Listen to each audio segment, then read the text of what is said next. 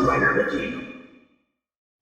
Hey YouTube, Dawson Rider here. Welcome to my review for Power Rangers Beast Morphers episode 9. This episode has aired in Australia and one other place, at least, that I'm forgetting. But I did a spoiler video a while back just kind of covering like the key points or revelations that we knew about. But I actually now got a chance to see the full episode rather than just, you know, clips and summations to talk about. So I figured, you know, the episode's out. It's kind of a drought right now. Why not review it now? I thought this was a fairly decent episode. I enjoyed it. It was nice being able to watch some Beast Morphers as I have missed it, even though I'm fine with the hiatus. I did have some problems with some logistic parts of it, but for the most part it was fairly enjoyable. As I talked about in the spoiler video, it largely revolves around resolving the things with Steel and Evox wanting to use his body. That episode where the 6 Rangers are kind of more formed into the team a little bit. Because like the main plot is like, okay, Evox wants Steel's body, and the general guy that's Ben and Betty's dad wants to decommission him to, you know, stop the threat right there. It's kind of funny, that's one of the problems I had with the episode. Not that aspect, but there was 2 bits of logic in this where he's like, okay, they want to use Steel's body, let's shut him down and put him in the vault. I'm like, okay, I mean, I didn't want Steel to be destroyed, but if you're gonna do it, why would you turn him off and then put him in a vault where they could then later steal him and reactivate him? If you're gonna do it, just melt him or destroy him, you know, Terminator 2 him, just one thumb going into the lava. But the same thing at the end where they destroyed the gate that Evox uses to go into J, you know how it is. You just take all the leftover pieces and put it in the vault, and they're like, well, now they can never build it again because the pieces are in this vault.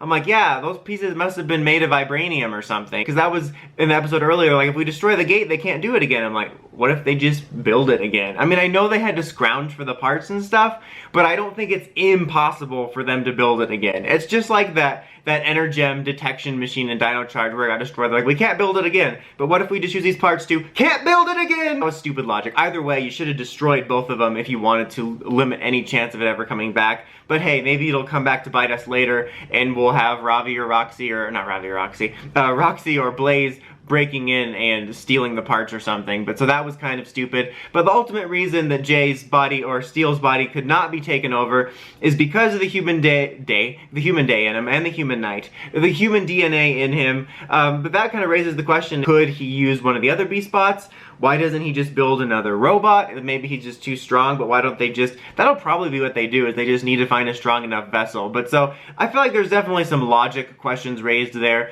And then with Ben and Betty getting captured, it felt really rushed and kind of forced. Like, I got the message they were going for in this and the story beat, but it felt a little forced. I liked aspects of it, but it was a little rushed through. Like, the whole reason the General all of a sudden came around to not destroying Steel because he's Nate's family and the Rangers family was because he realized how he felt when his own kids were kidnapped.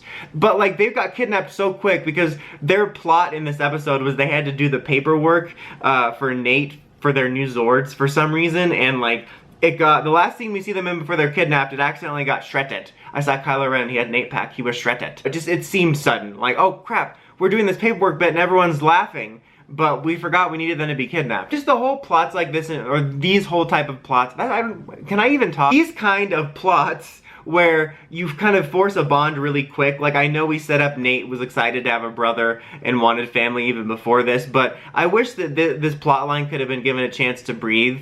Like, maybe had an episode or 2 devoting to the 2 of them bonding, and then you have this come back around where the villains are trying to steal Steel's body. Well, that's, yep. You know, just instead of it feeling like that thing where like, we're instantly bonded, I'm like, that's not how it works. Like, someone could ring my door and be like, I'm your brother. I'm like, cool, get out of my house, I don't like visitors. Bonds are more than DNA. So I think that I would have liked to seen a little bit more of that, because there were some aspects of it that I liked, but it felt rushed and kind of forced in some aspects. I feel like I'm sounding really complainy, but it's just kind of little nitpicks about things that I think they had the right idea. It's just I wish things would have been streamlined a little bit more. As I mentioned in the spoilery video, we did get to see Nate's morph, not individual, but like within the group.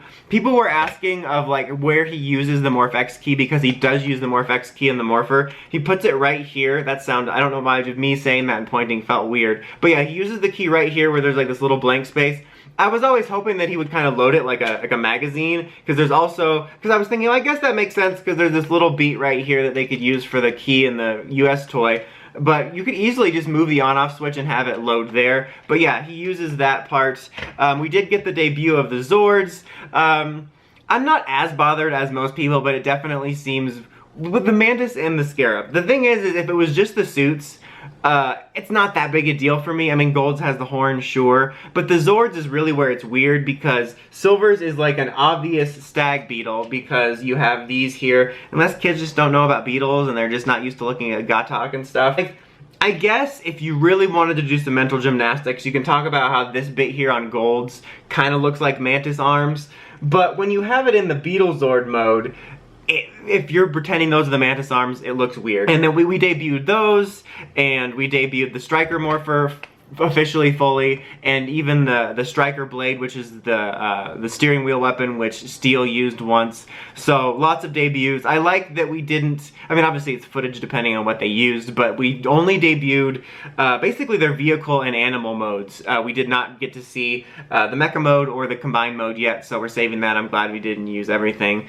But I mean, other than those logistical problems, I did enjoy it. I really like Steel a lot. Like, I quite liked him in his debut episode, but this episode really kind of gave you a better taste of his personality, and it's very it kind of almost reminds me in a way of something like Antonio or Robo Knight, where they're very similar in some aspects to their Japanese counterpart, but there's something that kind of separates it for me that makes him a little bit different. So I really quite enjoy him. I do enjoy his enjoy his dynamic with Nate. I just wish that they would give that a little bit chance to build up. Even though it's set up for Nate, it would have been nice to actually see why they're bonded other than them just telling it to us.